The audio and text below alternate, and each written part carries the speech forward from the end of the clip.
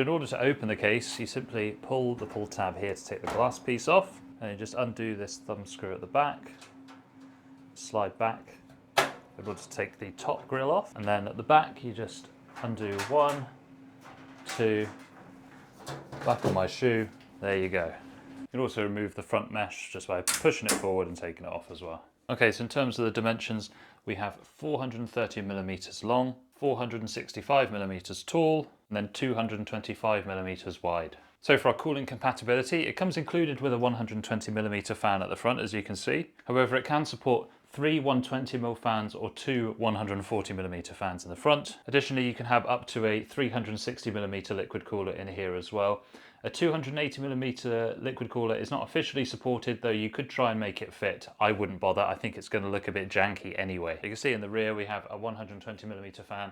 That's all you're going to be able to fit in the back here, but that's perfectly fine. Now on the top, it's a little bit deceptive because it looks like you'd be able to fit a 360mm cooler no problem, or 3 120mm fans, but these are actually quite narrowly spaced, so technically you can't do that. Technically the support is either 2 120 or 2 140mm fans, or a 240mm liquid cooler. It does say you can do a 280mm cooler if you use low profile RAM, but you might also find with some of those more built up motherboards that the VRM heat sinks will get in the way, so 280mm is going to be a bit dodgy in here. Now I actually think that I could fit a 360mm cooler in here if you don't put a rear fan on. So we're going to try that out later in the video and I'll show you whether it works or not. In terms of motherboards, you can get your ITX, M80X, full ATX and then E80X up to a maximum of 277mm wide, because you're only going to end up hitting into this cover here if you go any wider than that. That cover is removable though, so you could probably fit a larger board in there if you wanted, although it will kind of take away from the aesthetic of the case. Graphics card clearance is up to 410mm long, but that probably excludes the front fans included, so you have to take away whatever this width is from the graphics card, but that's going to fit every single graphics card that I can think of, so you're not going to have any graphics compatibility issues. In terms of CPU cooler clearance, you've got up to 170mm CPU tower cooler clearance, so that's going to fit every tower cooler that I can think of. You do also have 2 mounts here available for 120mm fans to help cool your graphics card from below. And there is a mesh filtration system along here which makes that fan system make sense. In many cases, if you don't have this mesh here, there's no point putting fans there because they have nothing to draw from. But overall, this isn't going to make a huge difference to your temperatures, not to any functional degree. In the presentation chamber, you'll also notice we've got 2 large cutouts here for motherboard cables. This is much appreciated, it makes it a lot easier to route those through. There's also this classic NZXT cable hiding bar here. That's also really appreciated. I think this looks a lot cleaner and nicer than having rubber grommets. It also means that your cables can just feed in at any height because there's nothing blocking it off. Along the top here, you can see this is where you're going to feed things like your CPU power cable and your fan cables and everything. I actually prefer a design where the holes are discrete rather than one large cutout. It makes it a bit easier to hide those cables in a more aesthetically pleasing way, but this isn't any kind of deal breaker by any means. On the rear of the case, it's fairly unexciting, it's all quite standard. What I would say is that these PCIe slot covers do not have any bars in between them, meaning that it's going to be much more friendly for vertical mounted GPU setups. The front has a very pleasing mesh design, and this is simple to pull off like this as we saw earlier, giving you access to change out the fans on the case. On the cable management chamber, this is actually where quite a lot of your build will take place. I'm pleased to see that it's a very simple design. I don't want anything over-engineered in a PC case in the cable management side. You can see that we've got these nice straps here made from Velcro. That's going to be really easy to feed those cables through, including any thick cable extensions. This is much better than any kind of over-engineered plastic situation.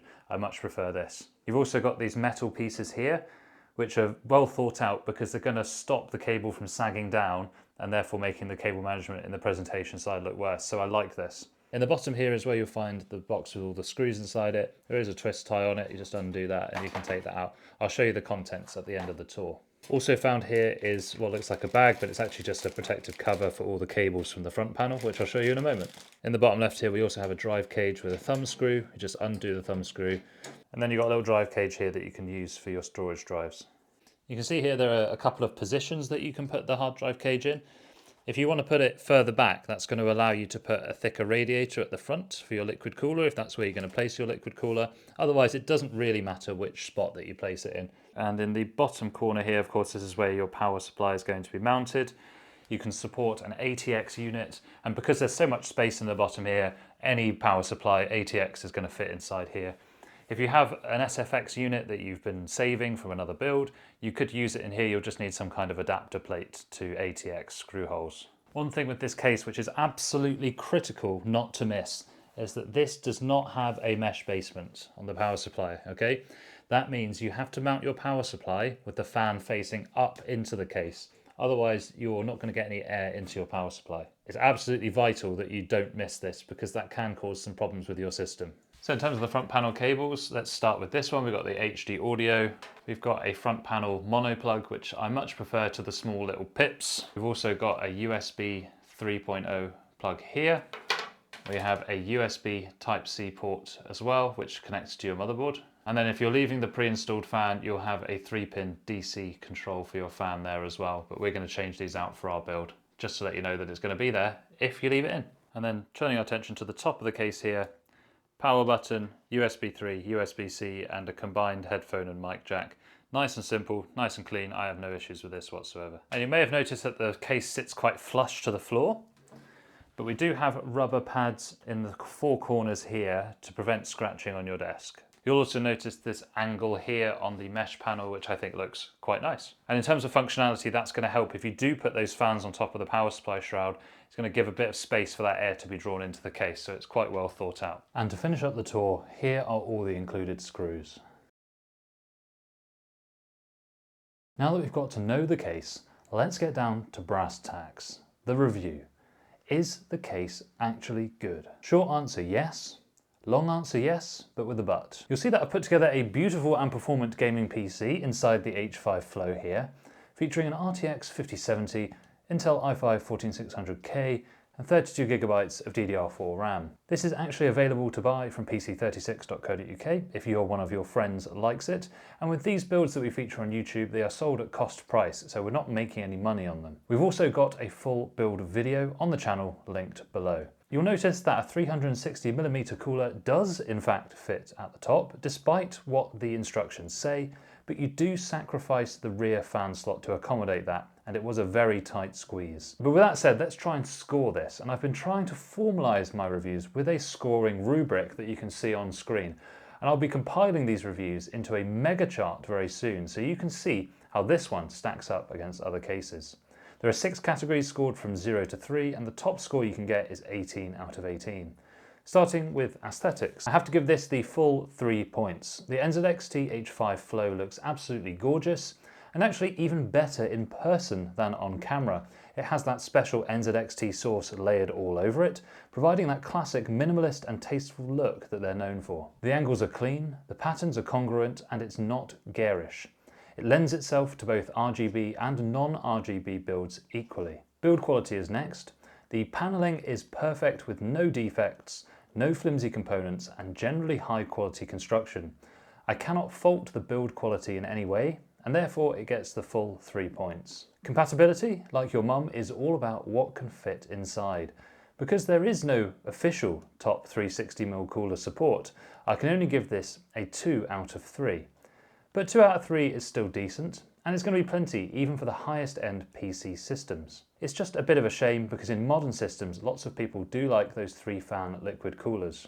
Cooling is up next, and this is less of a scientific measure and more of a ballpark thing because every build that I do is slightly different, so therefore you can't always compare the results. It's going to be based on my feelings as an experienced builder. But I would say the airflow and thermals in this case were exceptional. It's in that higher class of cases when it comes to cooling potential, thanks to the fine front mesh and straightforward front to back airflow path. It would only be dethroned by absolute cooling beasts like the Fractal Meshify 3 and the Lienli Landcool 215. So therefore I'm giving this one 3 out of 3 for cooling. Ease of building is probably less important for a seasoned PC veteran like me, but it is important for occasional or novice PC builders so they don't get frustrated. The H5 Flow grabs the full 3 points yet again. Everything is laid out in a sensible and easy way, and the cable management is not over-engineered. It's just kept simple, and that's exactly what I like to see with cable management. You can reach all the different areas of the case easily, and if I was put on a timer, I could easily build a standard system in here in less than 45 minutes. Finally, and very importantly, price. The H5 Flow retails for around £75 for the plain version and around £95 for the RGB version, which includes 3 ARGB fans. Of course, depending on where you are in the world, that might be slightly different based on your currency, but I've seen it in dollars and it is the same price as it is in pounds, which is a little bit disappointing for us here in Britain. I'd say that price is within a just about acceptable range.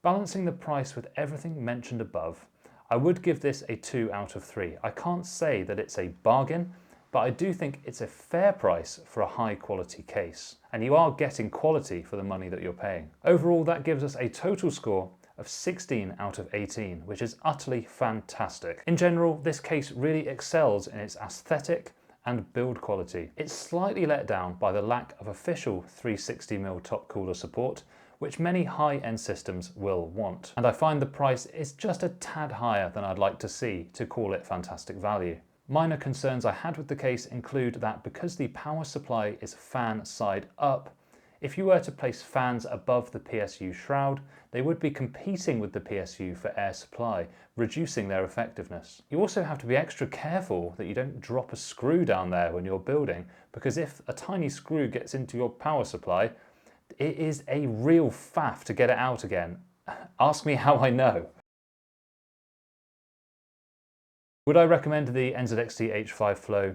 Absolutely, but you have to bear in mind the caveat of no official top 360mm cooler support. And I would strongly advise that you do not get the RGB version, and instead you get the plain version. And then if you want to, you can fill that out with Thermalright RGB fans instead, or the RGB fans of your choice. I talk about Thermalright because they're excellent value and they use standard 5V ARGB plugs, and they do not make you use NZXT's proprietary connectors or CAM software, both of which I despise with a passion. Tell me your thoughts below and let me know of any PC gear or builds you want to see on the channel. I have access to pretty much any PC hardware that you want, so if you want to see something tested, you want to see something showcased, you want to see a build of some kind, please let me know and I can probably do it.